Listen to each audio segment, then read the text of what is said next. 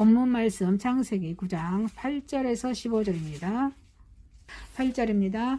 하나님이 너와 그와 함께한 아들들에게 말씀하여 이르시되 내가 내 언약을 너희와 너희 후손과 너희와 함께한 모든 생물 곧 너희와 함께한 새와 그 땅의 모든 생물에게 세우시리니 방주에서 나온 모든 것 곧 땅의 모든 짐승에게니라. 내가 너희와 언약을 세우리니 다시는 모든 생물을 홍수로 멸하지 아니할 것이라. 땅을 멸한 홍수가 다시 있지 아니하리라. 하나님이 이르시되 내가 나와 너희와 함께하는 모든 생물 사이에 대대로 세운 언약이 증거는 이것이라. 내가 내 무지개를 구름 속에 두었나니 이것이 나와 세상 사이의 언약의 증거니라. 내가 구름으로 땅을 덮을 때에 무지개가 구름 속에 나타나며 내가 나와 너희와 및 육체를 가진 모든 생물 사이에 내 언약을 배역하리니 다시는 우리 모든 육체를 멸하는 홍수가 되지 아니할지니라. 아멘. 마가복음 1장 12절에서 15절입니다. 12절입니다. 성령이 그 예수를 광야로 몰아내신지라. 광야에서 40일을 계시면서 사탄에게 시험을 받으시며 펼치심과 함께 계시니 천사들이 출성들더라. 요한이 잡힌 후 예수께서 갈릴리에 오셔서 하나님의 복음을 전파하여 이르시되 때가 졌고 하나님의 나라가 가까이 왔으니 회개하고 복음을 믿으라 하시더라. 아멘. 베드로전서 3장 18절에서 22절입니다. 18절입니다. 그리스도께서 단번에 죄를 위하여 죽으사 의인으로서 우리한 죄를 대신하셨으니 이는 우리를 하나님 앞으로 인도하려 나심이라. 육체로는 죽음을 당하시고 영으로는 살리심을 받으셨으니 그가 또한 영으로 가서 옥에 있는 양들에게 선포하시리라. 그들은 전에 노아의 날 방주를 준비할 동안 하나님이 오래 참고 기다리실 때 걱정하지 아니하던 자들이라. 방주에서 물로 말미암아 구원을 얻은 자가 몇 명뿐이니 겨우 8명이라. 물을 예수 그리스도께서 부활하심으로 말미암아 이제 너희를 구하는 편이 곧 세례라. 이는 육체에 들어온 것을 제하여 버림이 아니요 하나님을 향한 선한 양심의 강구니라. 그는 하늘에 오르사 하나님 우편에 계시니 천사들과 권세들과 능력들이 그에게 복종하느니라. 아멘. 본문 말씀 창세기 9장 8절에서 15절, 마가복음 1장 12절에서 15절, 베드로전서 3장 18절에서 22절 말씀의 본문 말씀으로 제목을 예수님의 사랑이란 제목으로 은혜를 받고자 하겠습니다. 예수님은 구원을 완성하시기 위해서 이 땅에 오셔서 우리 십자가 부활을 사랑을 주셨습니다. 그래서 첫 번째, 예수님의 사랑은 구름의 사역에서 볼 수 있습니다. 구름의 사역에서 볼 수 있습니다. 이 창세기는 성경의 말씀의 시작에 관한 말씀이죠. 홍수 사건이 이제 끝나가는 그런 말씀의 본문의 말씀이장입니다. 하나님께서는 구원을 계획하신 하나님께서는 백성들이 두려움과 공포 속에 사는 것을 원치 않으십니다. 그래서 천국과 지상을 하나로 연결하는 듯한 약속의 무지개를 세상에 두셨습니다. 이 구약에는 그랬어요. 예수님 오시기 전에는 그 무지개를 두셨습니다. 그래서 바로 하나님의 사랑을 명백히 나타내 주는 것으로서 인간에게 주신 하나님의 첫 번째 언약의 표정이 무지개 언약이었습니다. 그 무지개가 구름 가운데 있다는 것을 통해서 자, 오늘 본문의 말씀에서 이렇게 말씀해 주고 있습니다. 이게 이 무지개 언약이 예수님의 사랑은 구름의 이런 사역에서 볼 수가 있다는 것입니다. 예수님의 사랑을 우리가 볼 수가 있어요. 이 구약에는 예수님이 우리 눈에 보이지 않지만 이미 무지개 언약을 통해서 구름의 사역에서 볼 수 있습니다. 이 구름이 우리를 덮어버릴 때가 있습니다. 자, 여기서 구름이라 하면은 우리의 삶은 하늘에 있는 구름과 아주 친숙해 있습니다. 구름은 자연의 하늘에만 있는 것이 아니라 우리 생활 속에 하늘에도 있습니다. 자, 역경의 구름, 슬픔과 질병의 구름, 사랑하는 사람의 죽음으로 말미암아 영원히 만날 수 없는 듯한 그런 이별의 구름, 우리에게 언제든지 우리에게 다가옵니다. 예수님의 사랑은 이렇게 구름의 사이에서 볼 수 있습니다. 구름이 우리를 덮어서 어둡게 할 때 우리는 그것이 하나님께서 하신 이름을 잊지 말아야 될 줄 믿습니다. 하나님께서 하신 이름을 잊지 말아야 합니다.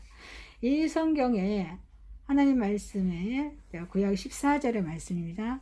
내가 땅을 구름으로 덮으려니, 하나님께서 땅을 구름으로 덮는다 말씀하고 계십니다. 구름은 하나님의 뜻을 따라 움직이기 때문에 우리는 그것을 두려워해서는 안 될 줄 믿습니다. 그런데 변화선상에 있던 제자들은 구름으로 세상이 가려지자 두려워합니다. 구름은 하나님의 명령에 따라 움직입니다. 구름 가운데 하나님이 계시기 때문에 우리는 두려워할 이유가 있어요, 없어요? 없습니다. 예수님의 사랑은 구름의 사역에서 볼 수 있습니다. 우리는 구름 가운데 하나님께서 임재하여 계심을 기억해야 될 줄 믿습니다. 하나님께서 모세에게 말씀하시기를 내가 빽빽한 구름 가운데에서 네게 임함은 나를 믿게 하려 함이라 라고 출애굽기 19장 9절에서 말씀하고 계십니다. 출애굽기 16장 10절에도 여호와의 영광이 구름 속에 나타나더라, 이런 말씀이 있습니다. 하나님께서 이스라엘 민족에게 자신을 계시하실 때에는 언제나 구름 가운데 나타내심을 우리는 알 수 있습니다. 아멘이십니까? 예수님의 사랑은 구름의 사역에서 볼 수 있습니다. 기둥을 통하여 하나님께서는 당신의 백성을 구름으로 인도하셨습니다. 출애굽기 13장 21절에 여호와께서 그들 앞에서 가시며 낮에는 구름 기둥으로 그들을 길을 인도하시고 밤에는 불기둥으로 그들에게 비추사 낮이나 밤이나 진행하게 하시니, 이 말씀을 보면 하나님께서 이스라엘 백성을 낮에는 구름 기둥으로 그들의 길을 인도하셨다고 이렇게 말씀하고 있습니다. 우리는 여기에서 구름 가운데서 자신의 백성을 인도하시는 하나님의 손길을 볼 수 있습니다. 그 은혜의 구름은 또 낮에 해가 우리의 피부를 태우고 목을 이렇게 가라가 하고 또 지치고 피곤하게 하지 못하도록 보호하시는 하나님의 손길이기로 합니다. 예수님의 사랑은 구름 가운데에서 저와 여러분을 선한 길을 인도하신다는 하나님의 손길을 받는 저와 여러분이 되시게 주님의 이름으로 축원드립니다. 자, 두 번째입니다. 예수님의 사랑은 시험을 받습니다. 여러분, 시험 받으면 예수님 사랑 받는다고 뭐 안 하잖아요. 그런데 어때요? 예수님의 사랑은 시험을 받습니다. 자, 이 본문의 말씀에서 마가복음 1장에 예수님의 공생의 목적이 있습니다. 목적이 무엇입니까? 십자가의 대속 사건의 사역이었습니다. 그래서 십자가의 대속 사역을 위해서 죄의 극복과 부활하심으로 죽음을 극복하신 일이 예수님의 그런 대속의 사역입니다. 이 두 가지 목적은 예수님께서는 인성을 가지고 사람을 오셨죠. 신성이시죠. 원래 하나님이신데 인성을 가지고 사람의 몸으로 오셨습니다.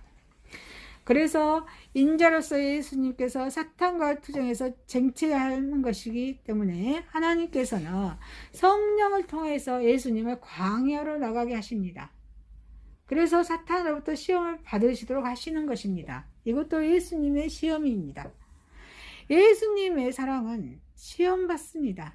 자, 어떻게 시험을 받았을까요? 그 시험의 방법입니다. 구원으로 인도하신 성령님께서 강권하십니다. 자, 12절에 성령이 곧 예수를 광야로 몰아내신지라. 광야로 몰아내신지라. 예수님의 공생에는 하나님의 인류의 구속의 섭리를 이루시는 것입니다. 그래서 하나님께서는 구원을 계획하신 하나님께서는 매우 신중히 기하셨습니다. 구원을 완성하신 예수님의 그런 인류의 구속에 관한 문제이기 때문에 매우 신중하셨습니다. 첫 번째, 아담의 실패로 야기된 인간의 죄악의 역사가 너무나 참혹한 것이기 때문에 진중하게 여기셨습니다. 그리고 두 번째, 아담이신 예수를 통해서 이루실 구속 사역이 실패로 돌아가서는 안 되기 때문에 신중하게 여기셨습니다. 그래서 성령이 강권하셔서 예수님으로 하여금 광야로 나가게 하십니다. 그래서 그 나가게 하심으로써 어떤 투쟁이 와요? 영적인 투쟁이 투입합니다. 영적인 투쟁이 투입하게 되십니다. 그래서 예수님의 구속사역에 대한 영의주로 하나님의 배려했습니다. 하나님의 배려가 있었습니다. 예수님의 사랑은 시험을 받습니다. 구원을 완성하신 예수님께서 광야로 나가십니다. 그래서 12절에 예수를 광야로 몰아내신지라. 광야로 몰아내신지라. 하나님께서 몰아내시죠. 하나님의 위대한 사역을 담당한 종들은 다 광야와 같은 깊은 관계를 가진 사람들입니다. 아멘이십니까? 그래서 우리는 불평불만할 필요가 없다는 것입니다. 모세는 출애굽 사역을 감당하기 위해서 몇 년간을 광야에서 연단을 받았죠? 40년을 받았습니다. 연단을요. 그리고 출애굽한 이스라엘 백성들은 가나안 땅에 들어가기 위해서 준비를 몇 년 동안 시내 광야에서 연단을 받았죠? 이것도 40년이에요. 그리고 세례 요한 있죠. 예수님보다 6개월 먼저 온 세례 요한은 복음의 길을 예배하기 위해서 유대 광야에서 몇 년을 또 생애를 보냈죠? 30년의 생애를 보냅니다. 또 사울의 변화에 바울로 됐죠. 사울은 예수님을 믿는 사람 많이 죽였어요. 살인한 사람이잖아요. 그런데 바울로 이렇게 변화가 되어서 이 바울은 이방의 복음을 전하기 위해서 준비 기간이 몇 년이었죠? 아라비아 광야에서 3년 동안 준비를 하게 됩니다. 이렇게 광야는 하나님의 사역자들의 영적인 훈련장입니다. 하나님과 단독으로 만나는 곳이 광야입니다. 아멘이십니까? 만나는 곳이 광야입니다. 자기 자신과의 처절한 투쟁의 장소인 것이 광야입니다. 광야의 연단에서 실패하면 사역에도 실패합니다. 광야의 연단에서 성공하면 사역에서도 성공합니다. 자, 예수님의 사랑은 시험받습니다. 그럼 광야의 조건이 있습니다. 광야에 어떤 조건이? 13절을 봅니다. 광야에서 40일을 계셔서 들짐승과 함께 계시니. 아멘, 아멘. 자, 이 말씀들은 광야가 가지고 있는 악조건을 말하고 있습니다. 40일간 금식하셨습니다. 그리고 사나운 들짐승 속에 생활하셨다는 말씀입니다. 예수님의 금식은 특별한 의미를 가지고 있습니다. 시내산에서 율법을 받을 때 모세는 40일간 금식했습니다. 출애굽기 34장 28절입니다. 모세가 여호와와 함께 40일 40야를 거기 있으면서 떡도 먹지 아니하였고 물도 마시지 아니하였으며 여호와께서 언약의 말씀 그 십계명을 그 판들에 기록하셨더라. 율법을 회복시키기 위해서 엘리야는 40일간 금식했습니다. 열왕기상 19장 8절 9절입니다. 이에 일어나 먹고 마시고 그 음식물의 힘을 의지하여 40주 40일을 가서 하나님의 산 호렙에 이르니라. 엘리야가 그곳 굴에 들어가서 거기서 머물렀더니 여호와의 말씀이 그에게 임하여 이르시되 엘리야야 네가 어찌 여기 있느냐. 또 율법을 완성시키기 위해서 예수님께서는 40일간 금식을 하신 것입니다. 이 광야에는 어때요? 여우나 표범이나 뱀 같은 사나운 그런 들짐승들이 있습니다. 인간의 생명을 이어받는 공포의 대상들이었습니다. 그러나 그것들이 기도하는 종들을 할 일이 없을 뿐 아니라 예수님께서도 그 광야에 이런 모든 악조건들을 훌륭하게 극복하셨습니다. 이게 시편 91편 13절입니다. 한번 찾아보고 읽겠습니다. 내가 사자와 덕사를 밟으며 젊은 사자와 뱀을 발로 누르리로다. 아멘. 이렇게 극복하셨습니다. 예수님의 사랑은 시험 맞습니다. 예수님께서 받으신 그 시험의 내용을 한번 보겠습니다. 먼저 먹는 문제였습니다. 마태복음 4장 3절에 내가 만약 하나님의 아들이거든 명하여 그 돌들이 떡덩이가 되게 하라. 40일 동안 굶주린 이래 예수님에게 사탄은 먼저 먹는 문제로 시험했습니다. 이 시험은 에덴에서 선악과로 하하를 시험하던 것과 같은 방법의 시험입니다. 예수님께서는 물로 포도들을 만들 수 있습니다. 오병이어로 5,000명을 먹이실 수 있습니다. 그러나 그렇게 예수님께서는 하시지 않으셨습니다. 그렇게 한다면 사탄의 시험에 걸려드는 것이기 때문입니다. 그래서 하나님을 시험하는 것이기 때문에 예수님은 그렇게 하지 않으셨습니다. 예수님께서 마태복음 4장 4절에 사람이 떡으로만 살 것이 아니요 하나님의 입으로 나오는 모든 말씀으로 살 것이라. 아멘. 말씀은 살 것이라고 예수님께서 말씀하십니다. 또 그 다음에 시험의 내용이 무엇입니까? 성전에서 뛰어내리는 문제입니다. 마태복음 4장 5절 6절입니다. 성전 꼭대기에서 세우고 네가 만약 하나님의 아들이거든 뛰어내리라고 사탄이 시험합니다. 자, 성전 꼭대기에 세우고 뛰어내리라는 이 시험은 종교적인 교만과 하나님을 시험하는 것을 뜻합니다. 사탄이 아담과 하와 타락 이후에 가인이 제사 문제로 신앙적인 그 교만에 빠져서 누구를 살해하죠? 가인이 아벨을 살해하지 않습니까? 동생 아벨을 살해하고 하나님을 시험하다가 실패하게 됐던 것과 같은 그런 방법의 시험입니다. 그러나 예수님은 어떻게 물리쳤습니까? 말씀으로 또 물리치십니다. 마태복음 4장 7절에 예수께서 이르시되 또 기록되었으되 더 주 너희 하나님을 시험하지 말라 하였으니 하시니. 말씀으로 시험하지 말라. 예수님께서 받으신 시험의 내용으로 또 그 다음에는 세상의 영광과 사탄의 경배의 그런 문제였습니다. 마태복음 4장 8, 9절에 천한 만국과 그 영광을 보며 가로되 네가 만일 엎드려 경배하며 이 모든 것을 내게 주리라. 천한 만국 앞에 경배한 모든 걸 주겠다고 사탄이 또 시험합니다. 여기서 사탄은 자기에게 경배하며 천하의 지배권과 세상의 영광을 주겠다고 시험합니다. 이렇게 교묘해요, 사탄 마귀는요. 그래서 이 세상 것을 얻기 위해서 하나님 버리라는 영적 음행을 뜻하는 것입니다. 이것이요. 그래서 노아 시대의 사람들은 음란한 생활을 함으로써 하나님의 신을 떠납니다. 창세기 6장 1절에 3절입니다. 사람이 땅 위에 번성하기 시작할 때 그들에게서 딸들이 나냐 하나님의 아들들이 사람의 딸들의 아름다움 보고 자기들이 좋아하는 모든 여자를 아내로 삼는지라. 여호와께서 이르시되 나의 영이 영원히 사람과 함께 하지 아니하리니 이는 그들의 육신이 됨이라. 그러나 그들이 나름 120년이 되리라 하시니라.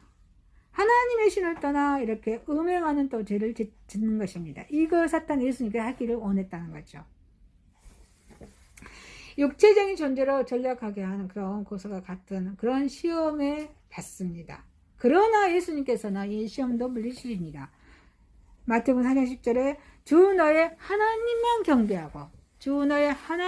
경배하고 다만 그를 섬기라. 이 말씀으로 물리치셨습니다.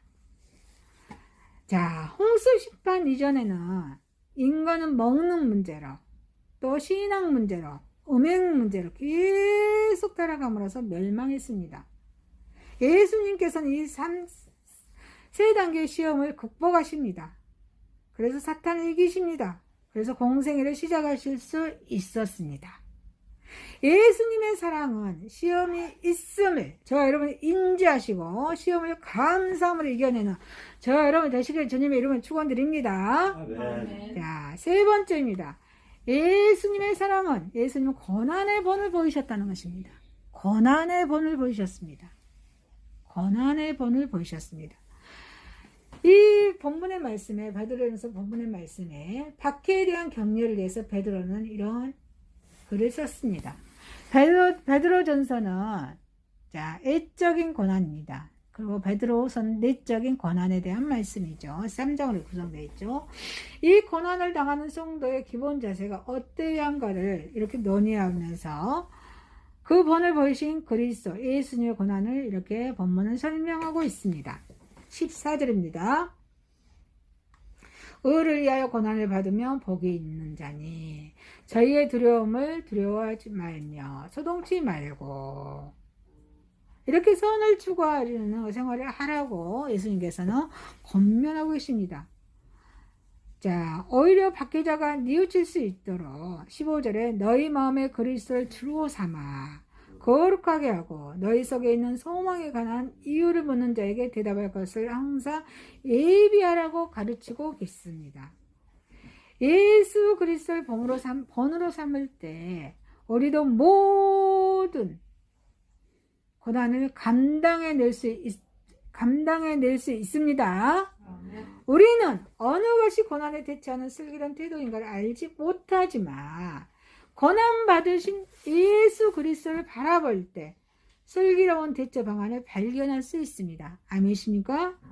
예수님의 사랑은 고난의 본을 보이셨다는 것입니다. 예수 그리스도는 선을 행함으로 고난을 받았습니다. 17절입니다. 선을 행함으로 고난받는 것이 하나님의 뜻일진데 악을 행함으로 고난받는 것보다 나으니라. 예수 그리스도는 이 땅에 와서 귀신 들린 자를 해방시켰습니다. 눈먼 자를 뜨게 하셨습니다. 각종 병든 자를 고치셨습니다. 죽은 자를 살리셨습니다. 죄 지은 자를 용서하셨습니다. 배고픈 자를 먹이셨습니다. 백성을 가르쳤습니다. 가난한 자를 위로하셨습니다. 아니십니까? 슬픈 당한 자를 함께 우셨습니다. 고통당하는 자와 함께 아파하셨습니다. 악을 행한 일이 없으셨는데도 예수 그리스도는 고난을 당하셨습니다. 이 그리스도의 고난은 선을 행함으로 받은 고난이었습니다. 세상과 적당히 타협하면서 살지 못한 것이 오히려 죄가 되고 불의를 비탕하고 정의를 부리시는 것은 정죄되었습니다. 악인의 고난은 그의 악행이 언의에 있습니다. 누가복음 23장 41절입니다. 우리는 우리가 행한 일에 상당한 보응을 받는 것이니 이에 당연하거니와 이 사람이 행한 것은 옳지 않은 것이 없느니라고. 그런데 선인의 고난은 어쩌습니까? 하나님의 신비로운 뜻에 기인한 것입니다. 마치 의로운 사람 욥이 까닭없이 고난을 당한 것처럼 의인의 고난 속에는 하나님의 연단의 섭리가 내포되어 있는 것입니다. 그러나 악인의 고난은 수욕을 가져옵니다. 그렇지만 선인의 고난은 어때요? 영광을 가져옵니다. 예수 그리스도의 고난은 만인을 구원하는 은총과 영광을 가져왔습니다. 아멘이십니까? 예수 그리스도의 선을 행함으로 고난을 받았기 때문입니다. 예수님의 사랑은 고난의 본을 보이셨습니다. 예수 그리스도는 한 번 죽으심으로 불의한 자를 대신하였습니다. 로마서 4장 25절에 예수는 우리 범죄를 위하여 내어줌이 되고 또한 우리를 의롭다 하심을 위하여 살아나셨느니라. 아멘. 예수 그리스도는 죄인이 우리를 대신해서 고난을 받으셨습니다. 그에게 무슨 불의한 일이 있어서가 아니라 순전히 저와 여러분의 죄를 위해서 온 인류의 죄를 위해서 고소하시기 위해서 십자가의 고난을 당하신 것입니다. 우리 주 예수님께서 먼저 의로운 고난을 당하셨기에 예수님을 따르는 저와 여러분도 고난을 당하는 것이 마땅한 것입니다. 왜냐하면 그리스도의 죽음으로 성도들이 세상에 대해 제사장이 되었기 때문입니다. 아멘이십니까? 모세가 아론과 그 형 아론과 그 아들들의 해망문을 데리고 와서 이스라엘 백성들의 죄를 대속할 제사장을 삼은 것처럼 출애굽기 29장 4절입니다. 너는 아론과 그의 아들들을 해망문을 데리고 와서 불로 씻기고 또 백성의 죄를 위하여 제물을 하나님 앞으로 끌고 온 것처럼 레위기서 3장 12절 만일 그의 애물을 염소면 그것을 여호와 앞으로 끌어다가 성도들은 하나님 앞에 제사장이여 신령한 제물이 되는 것입니다. 이 구약에는 이렇게 했어요. 우리 본인의 죄를 위해서 짐승을 끌고 가야만 했습니다. 잡아서 죽여야만 그 죄가 감당이 됐다는 것입니다. 그렇지만 자, 예수님께서 고난 받으심으로 예수님 믿는 성도에게는 그 죽음의 공효가 나타나는 것입니다. 여러분, 그리스도의 고난과 성도의 고난 사이에는 많은 점이 닮아 있습니다. 예수님의 고난은 불의한 자 때문에 고난받은 것입니다. 아멘이십니까?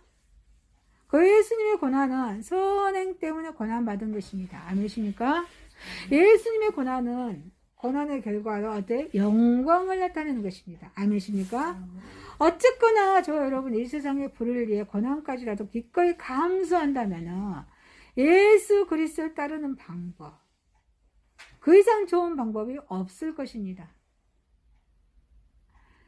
예수님의 사랑은 고난의 본을 보이셨습니다.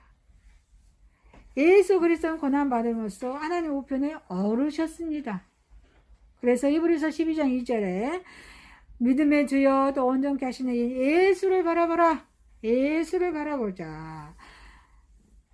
저는 그 앞에 있는 즐거움을 위하여 십자가를 참으사 부끄러움에 개의치 아니하시더니 하나님의 보좌 우편에 앉으셨느니라.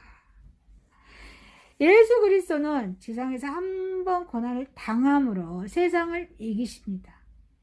죄를 이기십니다. 사망을 이기셨습니다. 그래서 승리자로서 하늘에 오르셨습니다.